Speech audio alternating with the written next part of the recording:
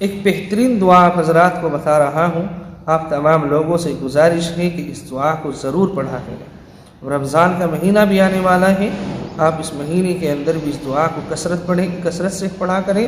4 फ़ायदे होंगे इस दुआ के पढ़ने के। हदीस शरीफ के अंदर आता है, इरशाद फरमाया अल्लाह के नबी ने कि जो इंसान रोज़ाना 100 मरतबा इस दुआ को पढ़ेगा तो अल्लाह तबारक व तआला उसको पहला फ़ायदा ये अता करेगा कि अल्लाह ताला उसकी गरीबी को ख़त्म कर देगा।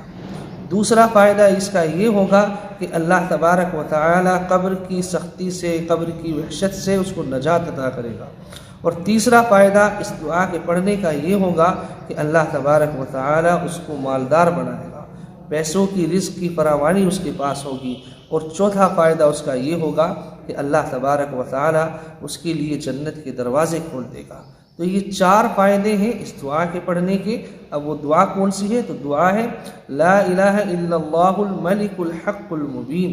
ये छोटी सी दुआ है, दिन में 100 मरतबा इस दुआ को पढ़ना है। आप तमाम लोगों से गुजारिश है कि आप तमाम लोग इस दुआ को ज़रूर पढ़ा करें और इंशाअल्लाह अल्लाह ताला आपको इस दुआ के जो फ़ायदे हैं वो दुआ आपको ज़रूर हासिल कराएगा।